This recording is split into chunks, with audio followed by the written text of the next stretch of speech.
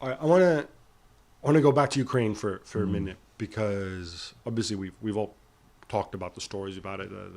The national team manager who wanted to enroll in the Ukrainian army and then being told, no, you can't because you're 64 and you have zero military experience.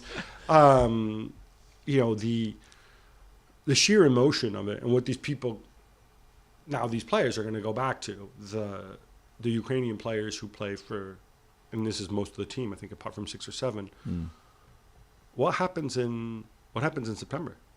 I don't know. When the new season starts. I mean, in a sense, just a really good it's question. least of your concern. Yeah, but it is a fair question. I don't know, by then, could the war be over, and could Ukraine be still an independent country, not under like Russian rules or whatever? I don't know if football can even start in September, even if the war is over, considering how bad the country's been hit, for example.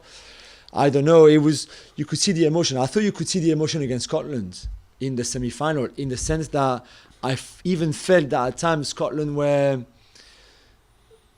almost wanted Ukraine to win, even more than they wanted to win. And it felt like Scotland took a long time to get into that game. And by the time they got into the game, they were 2-0 down at Hampden.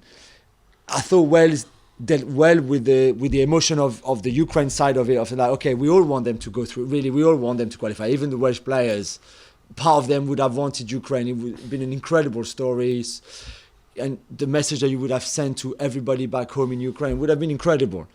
And yet you had to deal with that as a Welsh player, in the sense that we can't let that overcome us, or those kind of emotions got to us, and maybe not play the game we should, be as aggressive as we should be, that kind of stuff, which I thought that they were with it. But for Ukraine, this is a super talented team. This is a team that I think would have qualified for the World Cup without, the war happening.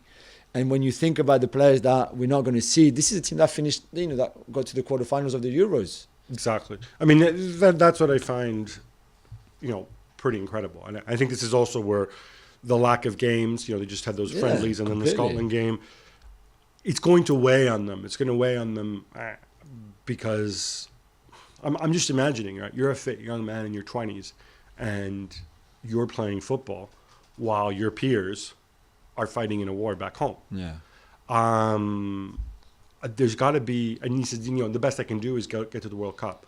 There's got to be such a level of pressure you put on yourself, such a level of stress.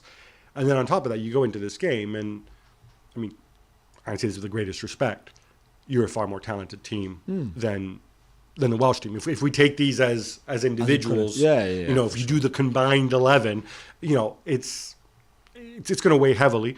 And in this game, you had your chances, you had your opportunities.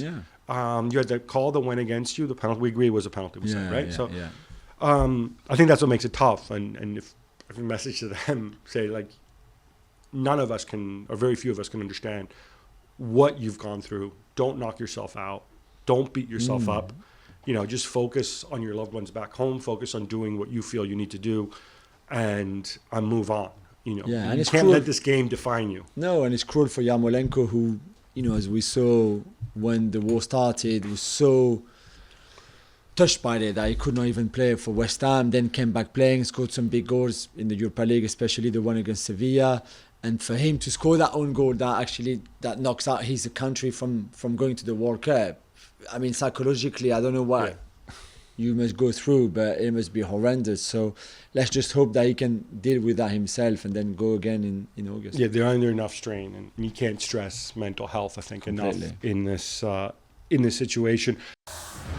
Well, thank you very much for watching ESPN on YouTube. For more sports highlights and analysis, be sure to download the ESPN app. And for live streaming, premium content, and let's not forget as well, ESPN FC 7 days a week. Subscribe to ESPN+.